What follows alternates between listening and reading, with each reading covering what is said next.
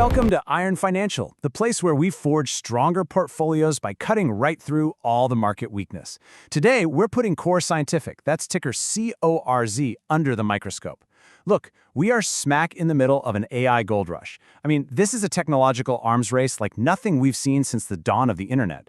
And you know how it goes in any gold rush. The real fortunes, they're often made not by the miners, but by the folks selling the picks and shovels. Well, CORZ Scientific is making this massive, company-defining pivot to become a key infrastructure player, supplying the digital picks and shovels. We're talking raw power and space that AI desperately needs. They are building something absolutely enormous. So the question we have to answer today is this: are they building a fortress on solid bedrock, or are they building a skyscraper on some really shaky ground? This is a high-stakes construction project, and we are here to inspect the blueprints and check that foundation. Is this a generational opportunity, or is it a value trap just waiting to spring? Okay, let's dive into this. And right out of the gate, you hear the scale of the ambition straight from their CEO, Adam Sullivan. 1.5 gigawatts. Just let that number sink in for a second. That is an immense amount of power. To try and put that in perspective for you, a single gigawatt can power close to 1 million homes. So we're talking about a power pipeline that could literally light up a major American city.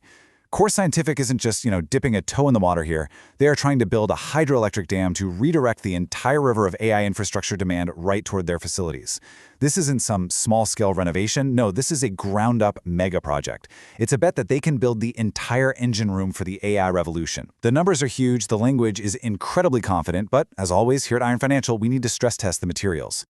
So here's our blueprint for today's analysis. First, we're going to examine the sheer scale of this bet they're making on AI. Then we'll deconstruct their revenue revolution, taking a hard look at what they're tearing down and what they're building up. After that, we go searching for cracks in the foundation, and believe me, there are some pretty big ones we need to talk about. Then we'll look at how they plan on forging the future with their growth plan. And finally, of course, we deliver the iron verdict. All right, let's get to it. All right, let's just hammer this point home right away. It's so critical for everyone to understand that this isn't just a company adding a new product line or, chasing a hot trend. This is a complete and total strategic overhaul. They are literally attempting to reforge their entire identity in the fires of this AI boom. It's a bold move, maybe even a little desperate, especially when you consider where they just came from. They are betting the entire company on this pivot. So the first real question has to be, what exactly are they pivoting from, and what are they pivoting to? Exactly. Let's look at the before and after, because it's night and day. Before, CORZ Scientific was, first and foremost, a Bitcoin self-miner. Their whole business was about owning and operating these massive fleets of computers to mine Bitcoin for their own balance sheet. Now, that's a very volatile, super capital-intensive business that's tied directly to the price of a single, notoriously unpredictable digital asset. Your fortunes rise and fall with Bitcoin's price, and you're in a constant battle against increasing mining difficulty and these halving events, which literally cut your revenue in half overnight. Now, they are transforming into a digital landlord. They're providing the high-power, purpose-built data centers, the digital real estate for what's called high-density colocation. And their main tenants? They're AI companies that need an insane amount of power for their hungry GPUs. So, in essence, they're getting out of the business of digging for gold and getting into the much more stable, much more predictable business of selling the picks, the shovels, and the land to the thousands of gold miners rushing into the AI space. Right, which brings us to the money. A business model pivot is just a nice story until you see it show up in the financials. And honestly, looking at CORZ Scientific's books right now, it's like looking at a chaotic construction site. There's a demolition project happening on one side with the old business getting torn down, and then there's this massive new building going up right on the other side. You can see the rubble of the old business model right next to the steel frame of the new one. And that creates a ton of noise, dust, and confusion in the numbers. Okay, let's focus on the new construction first, because this, right here, is the entire bull case. This is the new engine they're building. Co-location revenue in the fourth quarter absolutely exploded from $8.5 million to $31.3 million year over year. That is a nearly four-fold increase. I want to be clear, this is not incremental growth. This is exponential. This is the tangible proof that their big pivot isn't just some press release. They are signing contracts, they are building out capacity, and they are generating real, hard revenue from the insatiable demand of the AI boom. Every single major tech company is screaming for more power and data center space, and CORZ Scientific is delivering it. This is the steel framework of their future, and it shows that the demand is very, very real, and their execution, at least on this front, is working. Whoa, hold on a second. That's the shiny new skyscraper they want you to look at. But right next to it is the demolition project. Let's look at the full picture here. While co-location revenue was way up, just look at what happened to their old business. Self-mining revenue completely collapsed, falling from nearly $80 million down to just $42.2 million. So when you put it all together, what happened to the company's total revenue? It actually went down. Total revenue in the fourth quarter was $79.8 million. That's a significant drop from $94.9 million the year before. So for all this talk of explosive growth, the company as a whole actually shrank from a top-line perspective. The new construction isn't big enough yet to make up for the demolition of the old business. That's a really critical tension investors have to understand. They are sacrificing today's revenue for what they hope is going to be a much larger and more stable tomorrow.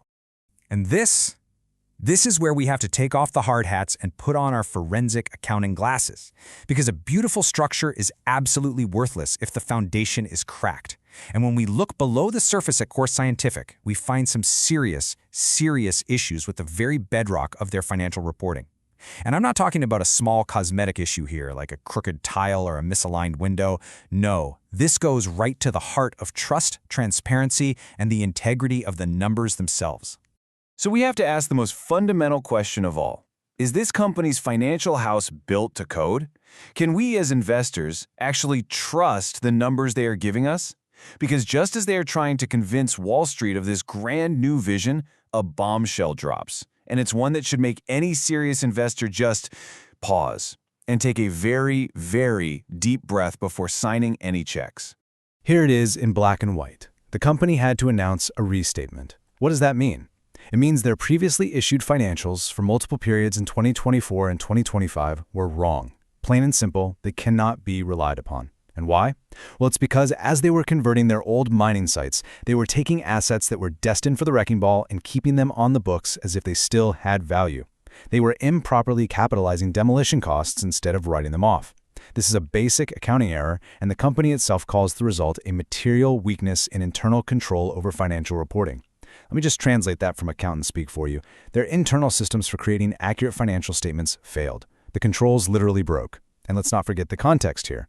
This is a company that just emerged from bankruptcy in January of 2024. To have a material weakness this soon after a full financial restructuring is frankly a massive red flag. It raises some really serious questions about management's oversight and their competence. Now, this weak foundation leads to some very confusing and, frankly, misleading headlines. On the surface, you see this massive swing in profitability. The company reported a net income of $216 million in Q4. That's a huge improvement from a nearly $300 million loss the year before. Looks incredible, right? A home run. But this is where you have to look deeper. You have to look at adjusted EBITDA. Think of it as a much better measure of a company's day-to-day cash-generating health, because it strips out a lot of that accounting noise like interest, taxes, and non-cash expenses. It gets you a lot closer to the true operational performance. And that metric, well, it went in the complete opposite direction. It swung from a positive $13.7 million gain to a negative $42.7 million loss. So how on earth can a company report a giant profit while its actual operations are burning more cash? And here's the answer. The profit was an accounting mirage. It wasn't driven by selling more services or operating more efficiently. No, it was driven by a non-cash, non-operational gain of $330 million from a change in the fair value of their warrants, which are essentially just options to buy stock at a certain price. As the company's stock price changed, the accounting value of these warrants on their books changed, creating this massive paper gain. This is just an accounting entry. It has nothing to do with the health of the underlying business. It's not cash in the bank. The core business, as we just saw measured by adjusted EBITDA, lost money. So while the headline screams profitability, the operational reality is a deeper loss. This is exactly the kind of financial engineering that a material weakness in controls can obscure and that can mislead unsuspecting investors. Okay, those are serious issues. I mean, there's no way to paper over a material weakness. It's a significant crack in the foundation. But investors have to weigh that against the structure they are building. The bull case isn't about their past accounting. It's about the concrete and steel they are putting in the ground right now. The argument is that these are the chaotic, messy growing pains of a massive, rapid transformation. So let's look at the actual blueprint for growth. Let's look at what they're building, because it is undeniably impressive in its scale. Now, what's really interesting about this is that it's not just some concept drawing on a piece of paper. They have already delivered 5 of these AI factory campuses. We're talking about 1 million square feet of data centers shell. This is the physical manifestation of their strategy. It proves they have the capability to execute large-scale, complex construction projects. They aren't just talking about building, they are actively building out the critical infrastructure that the biggest names in tech are absolutely desperate to get their hands on. This is where the rubber meets the road, or in this case, where the fiber optic cable meets the solid foundation they are pouring for these new facilities. And this isn't just one site. Their pipeline is concrete and specific. Let's look at the key pillars of this 1.5 gigawatt plan. First, they're breaking new ground in Hunt County, Texas, acquiring a massive 265-acre site for roughly 430 megawatts of power. This is a top-tier market with favorable energy costs. Second, they're expanding their existing site in Dalton, Georgia to a total of 450 megawatts, leveraging infrastructure that's already in place. And third, they're continuing the conversion strategy, turning their Pecos, Texas Bitcoin mining site into a 200-megawatt co-location facility. These are not vague plans. These are specific projects with locations, power capacities, and timelines. This is execution in progress. But, building on this scale requires some heavy-duty financial machinery. So do they have it? Let's look at the numbers. First off, their liquidity position is strong. Over $500 million at year-end, split between cash and their remaining Bitcoin holdings. That provides a really solid buffer. Second, and this is the crucial point, look at their key partner, CoreWeave. They have a massive contract that could be worth over $10 billion in revenue over its lifetime. This isn't just a customer. This is a strategic partner and a major player in the AI space. And that partnership comes with funding. Look at that last bullet point. Of the nearly $280 million they spent on capital expenditures in 2025, their partner CoreWeave funded over $226 million of it. This significantly de-risks the expansion. They aren't building purely on spec. They are building with a major, well-funded partner footing most of the bill. That is a powerful catalyst and a massive vote of confidence. So this brings us to the final judgment. We've inspected the impressive new structure they're erecting, and we've found deep, deep cracks in the financial foundation. On one hand, you have a company executing one of the most ambitious pivots in the market today, backed by a key industry player with a clear blueprint for massive growth in the hottest sector on the planet.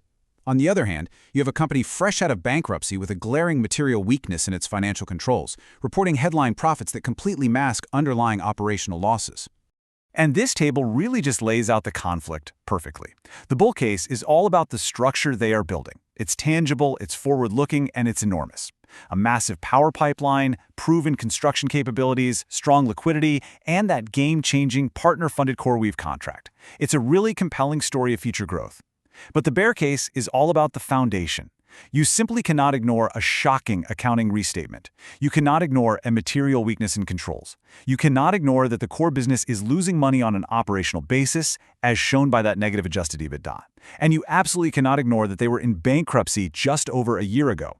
It's a classic battle between a potentially brilliant future and a very messy and, frankly, an untrustworthy present. And this brilliantly illustrates the core dilemma.